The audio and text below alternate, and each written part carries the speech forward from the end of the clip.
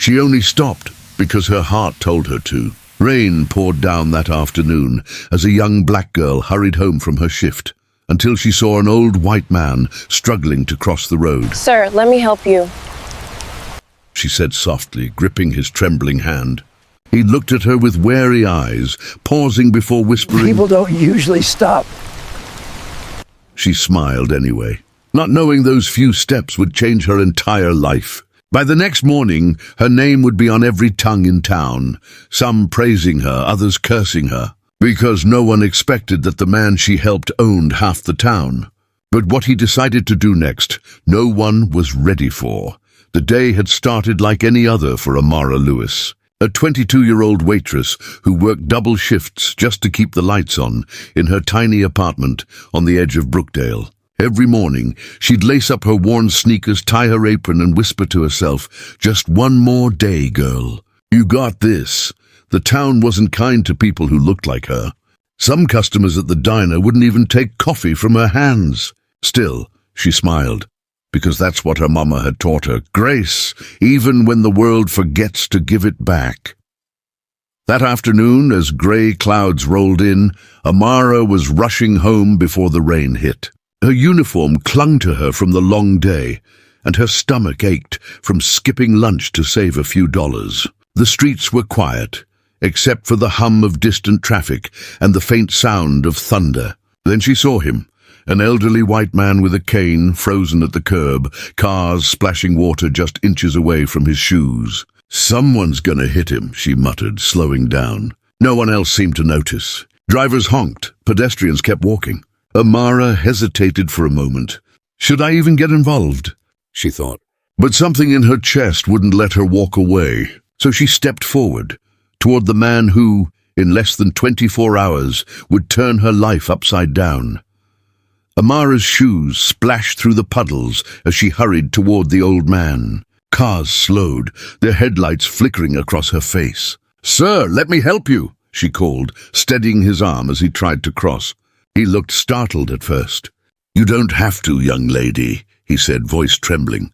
"I know," she smiled faintly, "but someone should."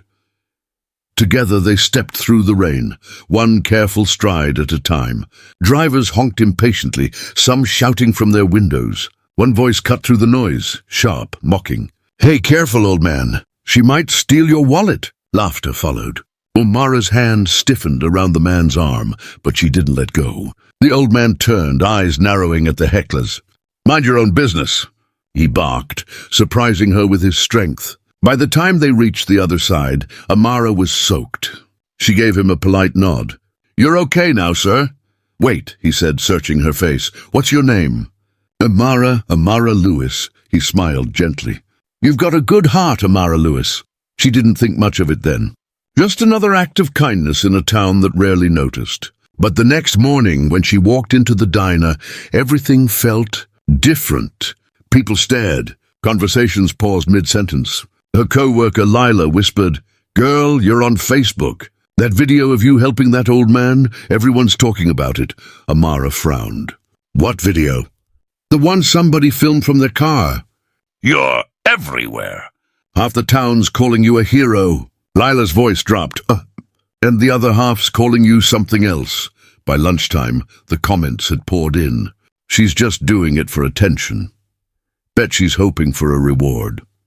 They'll do anything when they see a rich old white man." Amara's hand shook as she scrolled through the posts. "Why are they saying this?" she whispered. Her manager, Mr. Tate, gave her a cold look. "You brought drama to my diner, Amara. Customers don't like controversy. Maybe take a few days off." Tears burned her eyes, but she nodded quietly. "Yes, sir." That evening, as she walked home, her phone buzzed. A number she didn't recognize. "Miss Lewis?" The voice was calm but firm. "This is Robert Hensley. You helped my father yesterday." She froze. "Your father?" "Yes. He's been talking about you non-stop. He'd like to meet you for lunch tomorrow, if you're free." Amara's heart raced. Yes, of course." She didn't know it yet, but Robert Hensley wasn't just anyone. His father, the man she helped, was Edward Hensley, the town's wealthiest landowner. The same man whose family practically owned the diner where she worked. and most of the houses on her street. When she walked into the fancy restaurant the next day, she could feel the eyes on her. The hostess hesitated before asking, "Are you sure you're meeting someone here?" Amara lifted her chin. "Yes, Mr. Hensley invited me." And as she turned toward the corner table where Edward Hensley sat waiting with a knowing smile, she had no idea that the kindness she offered out of pure heart was about to expose the town's ugliest truth. The restaurant fell silent the moment Amara stepped in. Crystal chandeliers glimmered overhead, silverware clinked softly, and eyes followed her every move. She felt the weight of every stare, like she didn't belong there. At the far corner, Edward Hensley sat beside his son Robert in a tailored grey suit. He smiled when he saw her. "Amara Lewis," he said warmly, standing to shake her hand. "Please sit." She hesitated before taking the seat. "Thank you, sir." "I didn't expect all this," Edward chuckled. "You reminded me of something this town has forgotten. Kindness." But before she could reply, the doors opened again. In walked Mayor Carlton, a long-time friend of Edward's, and one of the loudest voices against black residents causing trouble. His eyes landed on Amara, then on Edward. His tone dropped cold. "What's this?" Edward's expression hardened. "Thank you, lunch. This young woman helped me yesterday." The mayor forced a tight smile. "Well, that's sweet. But you don't owe her anything." The air froze.